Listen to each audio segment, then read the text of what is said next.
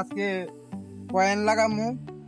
তো কয়েন কিভাবে লাগাইলে খুব সুন্দর হয়, তাড়াতাড়ি হয়, তো দেখবেন আজকে আপনাদের সামনে তুলে ধরবো ইনশাল্লাহ।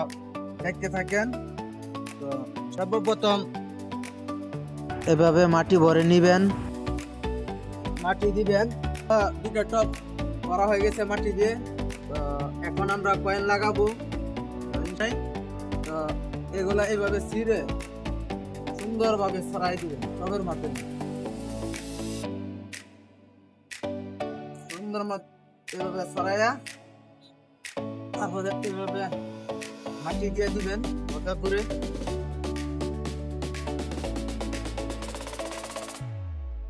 সুন্দরভাবে এভাবে মাটি দিয়ে দিবেন সমান সমান করে।